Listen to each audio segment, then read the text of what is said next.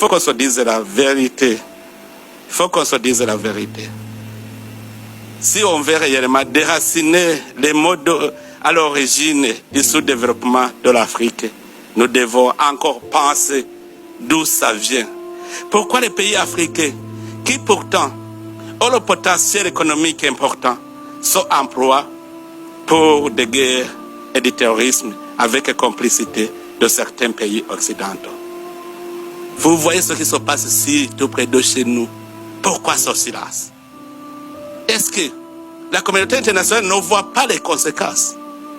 Je vous dis que si ça continue comme ça, la guerre risque d'être généralisée dans la région.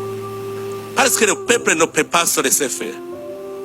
Si le Rwanda continue à faire des conquêtes dans le territoire et dans notre pays, je sais qu'il va arriver même au Burundi. Parce qu'il est en train d'entretenir des jeunes réfugiés. Il les arme. Maintenant, il est en train de les aguerrir dans la guerre du Congo.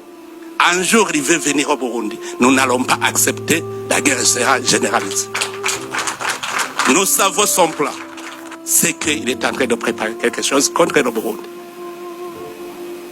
Et heureusement, les Burundais sont avertis. Si la communauté internationale le laisse faire, en tout cas, ici au Burundi, on ne va pas se laisser faire. J'appelle encore une fois la communauté internationale à prendre cela au sérieux. Nous avons une menace dans la région. Ce n'est pas le Burundi seulement. La Tanzanie, l'Ouganda, le Kenya, c'est à toute la région, c'est une menace. Si l'Est du Congo n'a pas la paix, la région n'a pas de paix. Ne pensez pas que c'est le Burundi seulement qui éprouve une menace. Les Sud-Africains sont en train de souffrir à l'Est du Congo. Est-ce que vraiment, vous voyez où se trouve l'Afrique du Sud? Mais l'insécurité à l'Est du Congo a des conséquences sur l'Afrique du Sud. N'est-ce pas, monsieur l'ambassadeur? Donc, c'est au point de vue sécuritaire. Seulement, nous avons cette menace à l'Est du Congo. Si vous laissez les choses se détériorer comme ils sont, sachez très bien que les conséquences seront néfastes. Et chaque pays va se débrouiller lui-même. Mais vraiment, moi, j'ai un plan que j'avais proposé à la région. Je sais que si ce plan était respecté, on serait en paix. Parce que vous savez, si le Rwanda justifie sa présence par la présence des FDLR, est-ce que ce n'est pas une question qui peut être résolue pacifiquement? Sacrifier le peuple congolais, tuer 2 millions de gens, sous prétexte qu'il y a une menace. Est-ce que cela ne peut pas être réglé sans verser le sang des innocents? Je sais que la RDC et le Rwanda peuvent s'entendre très bien sur la gestion de ce mouvement. Moi-même, je disais qu'il faut une coalition internationale de lutte contre les groupes armés étrangers à l'est de la RDC. Comme ça, ça va garantir le Rwanda et ça va aussi permettre au Congo d'entamer le processus de paix. Qu'est-ce qui manque? Qu'est-ce qui manque? C'est parce qu'il y a complicité. Sinon, si tous nous sommes d'accord de nous mettre ensemble pour combattre tout groupe armé étranger à l'est de la RDC, ça sera fini parce que ça va garantir le Rwanda. Ça va aussi permettre au Congo d'organiser son pays pacifiquement. Ça, c'est un. Si on parle de M23, moi, j'avais essayé de me mettre en contact avec les responsables du M23. Je leur ai dit, si réellement vous n'êtes pas des Rwandais, pourquoi vous n'acceptez pas de déposer les armes et emprunter le chemin de la paix? Comme vous êtes Congolais, vous aimez votre pays. Alors, à ce moment-là, ils m'ont dit, nous sommes d'accord, parce que je leur disais, aussi longtemps que vous n'êtes pas cantonné, on ne saura pas qui est Rwandais, qui est Congolais.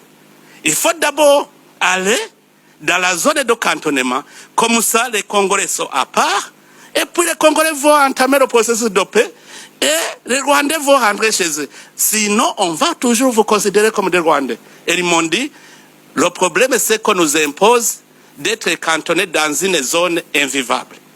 J'ai envoyé mes officiers pour aller inspecter la zone. C'était la zone de Sabignon. Ils ont trouvé que la zone était invivable. Et j'ai proposé au gouvernement congolais de décider sur une autre zone. Le gouvernement congolais a accepté. Nous avons fait la reconnaissance de la zone de Lomangabo. On a envoyé les chefs d'état-major pour aller inspecter, voir si la vie est possible. On a trouvé que toutes les facilités étaient là. Et le M23 avait accepté d'aller dans le cantonnement. On avait mis en place tout le nécessaire. Mais au moment où on allait commencer le mouvement, ils reprennent le combat. Pourquoi? Alors que, chez moi, d'ailleurs, ils avaient dit, si nous y allons, quelle est la suite? La suite, c'est maintenant aller dans le processus de paix, les négociations de Nairobi. Et tout ce que vous réclamez, vous allez le réclamer pacifiquement. Ils avaient accepté. Et j'avais convaincu même le gouvernement congolais, souvenez-vous, le gouvernement congolais avait dit, s'ils acceptent d'être cantonnés, c'est qu'ils acceptent le processus de paix, nous allons les intégrer dans le processus de Nairobi. Le gouvernement congolais était d'accord. Mais quand ils reprennent le combat, comment négocier avec quelqu'un qui ne veut pas la paix? D'abord, pour négocier, il faut créer des conditions favorables aux négociations. La première chose, c'est le désengagement des forces pour ramener la confiance entre les partis en conflit. Que ce soit le Rwanda, que ce soit le RDC, il faut que d'abord, il y ait cessation des hostilités, que les forces se désengagent. Comme ça, on crée un climat de confiance. Les gens vont se parler sans inquiétude. Or, entre les États, comment s'effectue le cessez-le-feu, le désengagement? C'est que les forces dans notre pays vont se désengager et aller dans leur pays et ils vont entamer les négociations. C'est normal.